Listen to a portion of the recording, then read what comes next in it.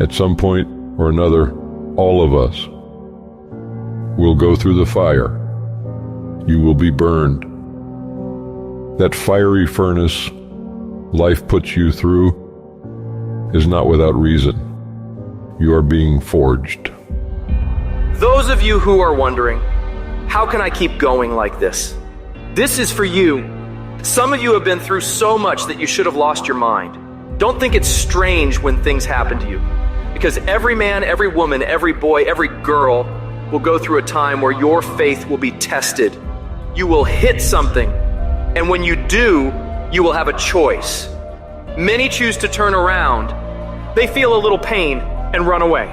But there is a small number who decide that the pain is worth the prize. These people will do whatever it takes to make it to the other side. Make no your vitamin. Get excited about the no. Why? Because every time someone says no, that brings you another step to a yes. You're getting closer. Trust me, you will win if you don't quit. Now, whatever goal you have, you're going to have some opposition. You're going to have some difficulties. You're going to have some challenges. You're going to have your inner conversation telling you you can't do it, and you're going to have people picking at you. You got to talk to yourself when you begin to think negative. I don't think I can do that, Les. You can. Why don't you just test yourself? Why don't you stretch, Les? Come on, man. When you start seeing yourself thinking something negative, stop it right quick. Stop yourself. Catch yourselves. When you find yourself getting negative with people that you have allowed to push your buttons, when you find yourself becoming negative about what's happening to you, you've got to affirm to yourself in the process, hey, no, I can make it. There's some way this can happen for me. As you start believing that you are worthy of good things supposed to happen to you, you develop a sense of entitlement. Good things supposed to happen to me. Working on yourself, watching that inner dialogue, it will determine the quality of your life.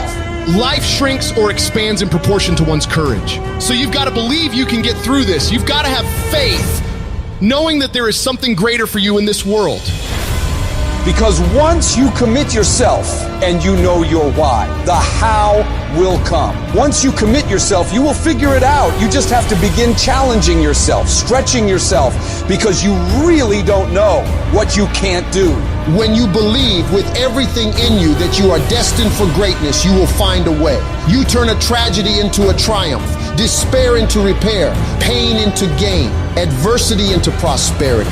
People ask me, what are your greatest moments? Every single one of them's failure. That's where I got to learn who I was. That's where I got the report card to know which part was fixed, which part was broken, so I can take my effort and reapply it. See, when you invest in something and you hustle and you work for something, you got a different type of attachment to it. You're going to have a cold day in hell for somebody to try to take this from you. We live by this, we die by this. We don't surrender, we don't retreat. When you put your blood, sweat, and tears into something, it becomes a part of you. It's more than just a goal. It's an embodiment of your dedication. It's the obstacles you fought your way through. It's the long nights of, how are we gonna make this work? It's the lonely hours of grinding through the dark when you can't make ends meet. Somebody told you it was over. Somebody told you just go home and die. Somebody told you you'll never be a doctor. They sent you home, you failed. They sent you home, law school. They sent you home. Never give up and never give in. Because skill can't get you past certain things. Quickness and agility can't. You gotta have mental toughness. You don't give up on me. You don't quit on me. You man up. You woman up.